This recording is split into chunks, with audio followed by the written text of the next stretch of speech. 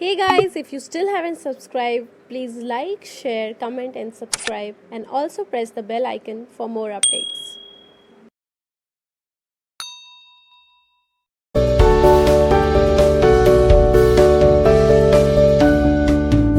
Hey guys, welcome to Be Vocal with Anveksha, and today we are in conversation with a drama teacher and theatre director at National School of Drama, NST.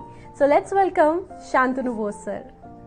Hi and welcome to Be Vocal with Anueksha sir. And before starting the live interview and question and answer session, I would want to thank you and National School of Drama for giving us such legendary actors like late Irfan Khan sir, Nawazuddin Siddiqui sir, Anupam Kher sir. Sir, coming back to the question answers round, my first question with you would be, how was your journey at NST? I joined in 1992 as a student, and then I studied direction there.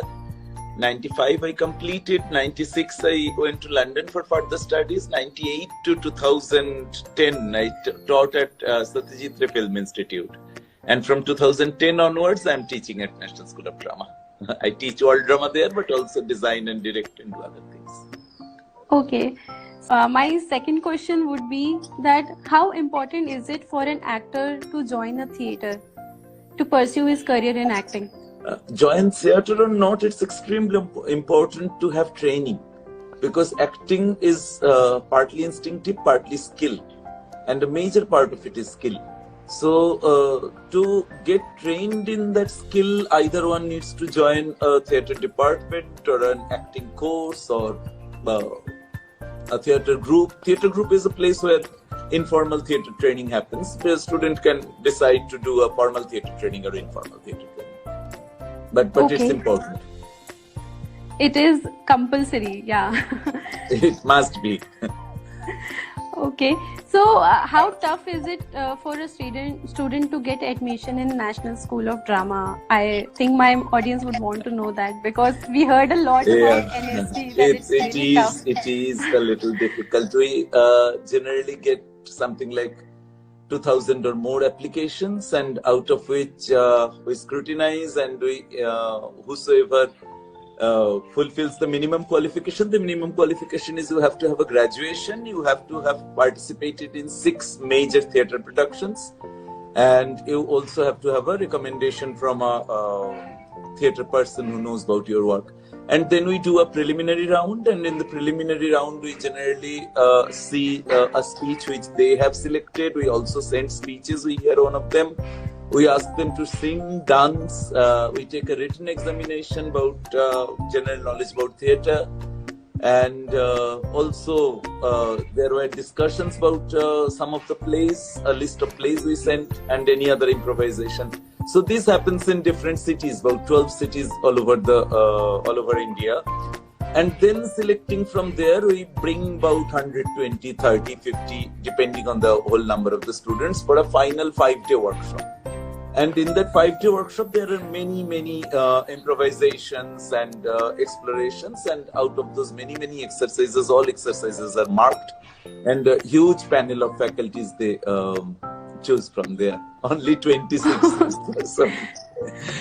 So I think what we heard was definitely right about NST, that it's really tough to get an admission in NST. Yeah, And it's since you very were painstaking to refuse students, but we need to do a lot.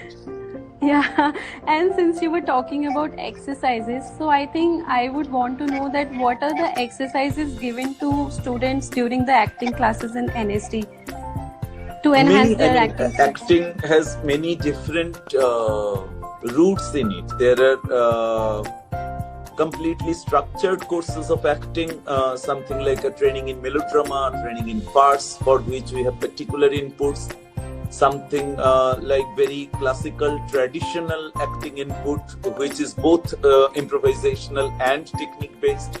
And also the modern European American training methodologies picked up from Stanislavski, Meissner, Michael Chekhov, Lee Strasberg, among others, with the traditional theatre training of India.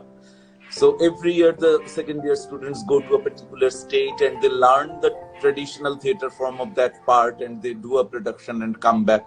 So there is not a particular exercise which is given. The first year is generally more about exploration. Many different genres and schools are experimented on that year, and students get exposed to them.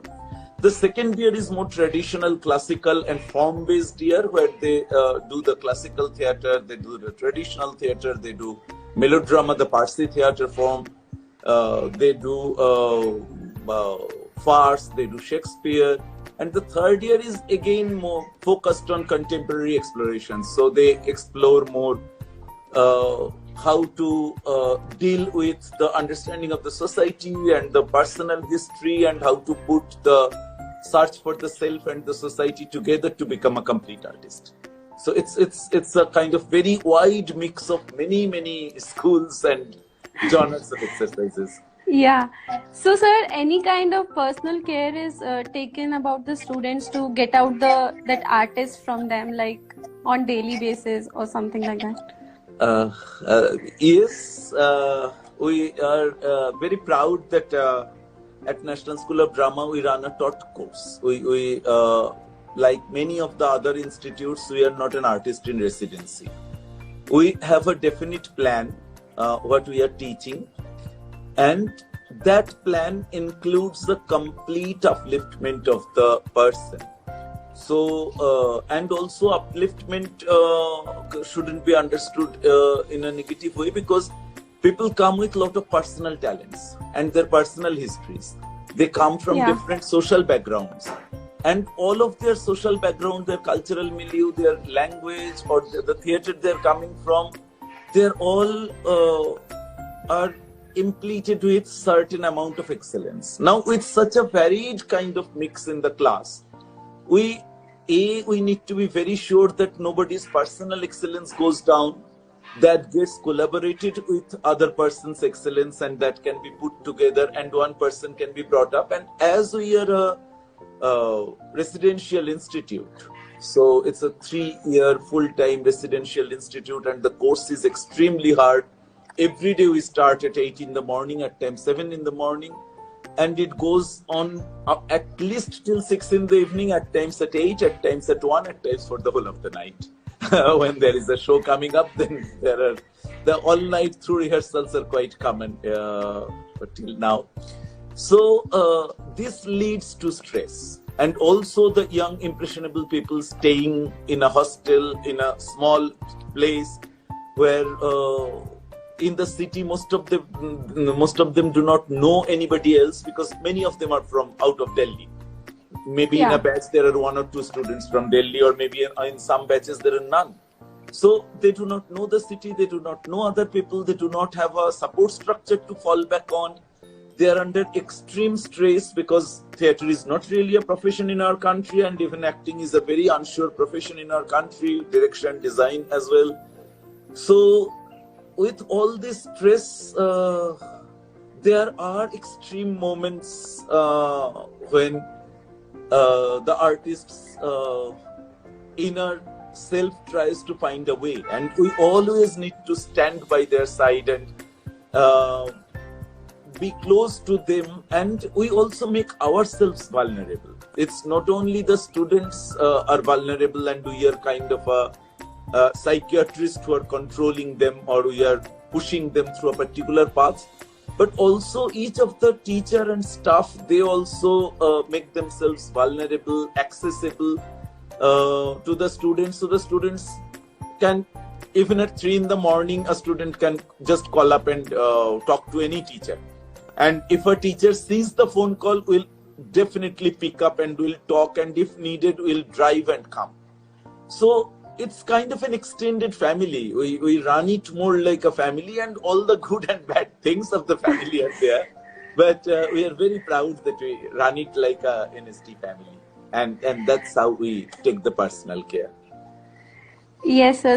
And being a teacher is definitely more stressful than being a student. So how is so how is your experience as a teacher, and like how stressful it is for you personally to train the students? How do you tackle that? It's not really stressful. I would say that stress comes because whatever you try to do in an art school, as much as you want to, you are never enough, neither artistically nor as human being. So if a student is sad, and possibly you have noticed that he or she is sad, but you are in another situation and possibly you miss the moment to ask him or her that why you are upset. And only after 2 days you get to know that that person is not finding enough creative energy or has a personal crisis. So as a teacher, it's always being on your toes and always being close to your student without disturbing their privacy, or disturbing their privacy when it is absolutely needed. So being this friend, philosopher, guide, their family member, and also being able to keep a distance when we are not suffocating them. So that's extremely important. And that balance, that not to suffocate a young adult by the over presence of a parental nature, but also being available whenever they need you. That's a delicate balance which you need to keep. Yeah, so basically, since our childhood days, we used to hear that the teacher is our best companion. So it is really We true try. because sometimes we can't share things with our parents, with our friends, but a teacher Many will times, definitely yes. help you. Yeah, because it Yeah. is a teacher who teaches us manners since our childhood, since our nursery. So yeah, teacher Yeah, they expect something more than the family. They expect it's in India it's a very special position between a teacher and a guru. And at times we fall too much into the guru and we try to control everything. At times we become too much of a teacher and we only teach. But this balance between being a teacher and being a guru is extremely important. And students occasionally ask us to be guru, occasionally ask us to be teacher. And not necessarily we deliver what they ask us for. We do what we think is right. So that's work, that's some work. Yeah. So, sir, coming up to the next question, I think these days most of us know that what is method acting. But since I would want to know it in a better version from you, that what is a method acting, so that it's clear, more It clear. cannot be told in small little few sentences.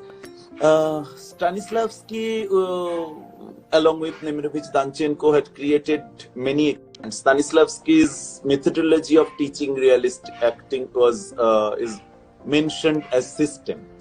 And Stanislavski traveled with his troupe to America in 1925-26, I think, if I'm correct.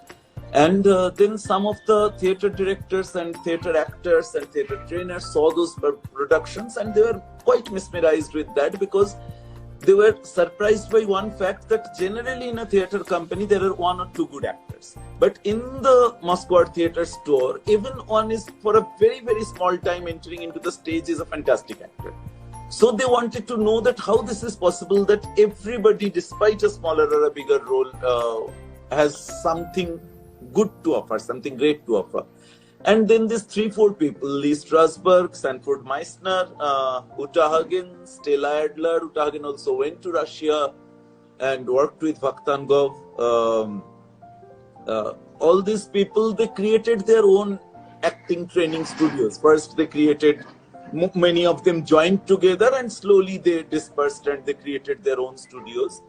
And working on the self, working on the emotion memory, working on the sense memory. Later on also Eric Morris extended that to work on the sense memory. All that had been taken an American turn. And particularly Lee Strasberg in his actor studio developed certain exercises which are based on Stanislavski's system, but they were extended in a very huge, elaborate detail. For example, making a cup of coffee. First with everything, and then slowly all the objects are gone, but you have to do it with exact precision, so that your hand can represent that the cup is still there, or how aroma of the coffee is, or how hot the water is. So it's basically from one of the Moscow Art Theatre's age-old exercise. But he developed more and more in this line and worked in detail in emotion memory area, and also living the part. That as long as I am doing a role, if I am doing a role in a film and the film is being shot for 6 months, I will try to live as much closely as possible as the character would live. So me as a person and me as a character would try to have an overlap as much as possible. And many methodologies been developed around that. But there are now more detailed books about this, and Lola Cohen, and there are also Lee Strasberg notebooks. Lola Cohen has written a book, and Lee Strasberg notebooks are there. And inside the Actors Studio is a huge television series. I think many of them are available in YouTube.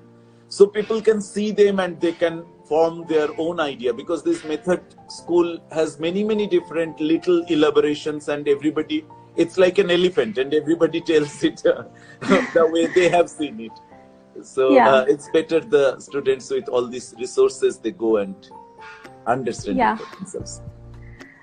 Yes, sir, but like you already told in the beginning that training is really important. Mm-hmm. But still, I want to know that how do you differentiate a theater artist and a non-theater artist? Primarily, training and theater are not synonymous. Training can be in theater, training can be doing short films, training can be doing traditional performances, training can be, even till a few days back, TikTok was a kind of training. People were, of course, trying to get the dubbing skill, if not anything else, and putting an expression with a pre-recorded music. So training has many, many faces. Theater is one of the most established and running for last 2,500 years, and has many, many elaborately developed methodologies. But training, again coming back to that, the training and theater are not synonymous. But doing theater gives certain thing to an actor. Theater has certain kind of discipline. Whether you are bored, you do not have mood, you are well, unwell, you have to come to the rehearsal, you have to do the show. Because many more other people are related to it. So this pressure of discipline, of an organized way of performing, of not allowing yourself just be on your own whims, but taking your art professionally and delivering it at exact time, at exact moment, repeatedly, over and over again. That theater definitely gives. Even theater produces bad actors and good actors, but the discipline and organization, remembering the dialogues, working with co-actors, being available in the space, having a basic organized lifestyle to facilitate your work, to maintain your body, your skin, your hair, your voice, your energy, all that theater teaches. So even if one does very bad theater, one learns something from theater. So theater that way is a good source of education. Yeah. So, sir, like most of the people want to become an artist, become an actor, and they are not able to join such big institutions, or they don't get support from somewhere. So, can you suggest or give them some tips, like exercises? I am teaching in major institutes for last 22 years, and there are many, many people who are excellent artists who have never gone to an institute. But you have to train yourself. You have to find a way. Institute has a formal course. Institute is a safety belt. By going to institute, you can easily find served on a plate. But if it is not served on a plate, then you have to really say that I want to do this. And then if you start finding teachers, maybe you get a more moderate kind of teacher in the beginning, then you learn from him or her, and then you extend yourself to another better teacher. You can go to different teachers and can always get things, but it is much easier these days to find exercises. I would suggest that those who are not being able to go to a big institute or cannot leave their hometown or some other difficulties, they may form a small 3-4 people group. Those who are interested in acting. And then there are, within that group, they decide that they meet every day. And then there are certain very good books, something like Augusto Boal's Games for Actors and Non-Actors, Clive Barker's Theatre Games. So those are very easy exercises. Many. I mean, these Games for Actors and Non-Actors have hundreds of exercises. You can read it. You can do it in your own way. Doesn't matter if you commit a mistake. Doesn't matter that if later on somebody says that, oh, this exercise doesn't mean that. It means that. But starting with that, starting with the Meissner's on acting exercises, reading the Stanislavski's the major 3 books, and finding exercises from there. There is this beautiful book by Eric Morris called No Acting Please. And also another book. And these books, this Eric Morris almost has a listed 140 exercises which are very, very useful. So they can start doing those exercises, and once in a month when they think that they have reached somewhere, they can apply these exercises to a small plate or to a small scene, or they can improvise a scene, or they can just pick up a short story and apply these exercises and present this short story. They can do it in a small room and invite 2-3 people who can understand theatre, understand acting, and invite them and show it in a small studio. Small studio means literally it can be your drawing room or your rooftop, or a backyard of a school, or an empty room after the school hour. They are generally very much available in small towns, even the common room of college. So those kind of, you do not have to have infrastructure. Don't think of lights, don't think of sets, don't think of costume. Just think of essential acting. André Antoine, when he first started realism in a way by 2 productions in Paris, and for the first time, before that everybody used to use the 3-dimensional, the painted curtain. And André Antoine, for the first time for realist theatre, used 3-dimensional furniture, which means people actually were sitting on sofa and they were not standing in front of a background painting and pretending that as if they are in a palace or in a jungle. And he put all his mother's furniture on a pulling cart, and he himself pulled it through the path of Paris in the 19th century and brought to a very small, dingy auditorium, and the realism was born. And for the first time, and he was, I think he was 23-year-old or something like that. 23 or 29, I think 29. And at the age of 29, by pulling his mother's furnitures by his own, by a pulling cart and bringing that to a shabby auditorium, he changed the history of theatre. He changed the history of acting. So everybody can change the history of acting, a history of theatre, history of performance if they want to. So start small. Just get 2-3 friends. Find the books. Books are these days very easily available over the internet, and they are not very expensive, and buying some books and finding exercises are not very difficult. Find those exercises, practice them regularly, and in a month or 2, people will find a way. And by 6 months, they will be sure that whether it is their call or not. And by an year, one will have certain amount of training to go further. So it's very easy. And the moment you start something, there are always these senior people who take interest to find you and who promote you. There will always be somebody who will be watching you and who will come to you and say that now this is a great piece of work and I want to promote it. And believe me, it happened in my life a number of times. It happened in all the artists I know in their lives. It's just the sincerity of purpose. So I think that's easy. It can happen. Okay. So, sir, coming to end this question answer segment, my last question with you would be that any memorable moment of yours at NSD you want to share with all of us? Many memorable moments. There are not one, but one day in the year is always very memorable. In the final, there are generally 100 to 150, at times 200 finalists who come.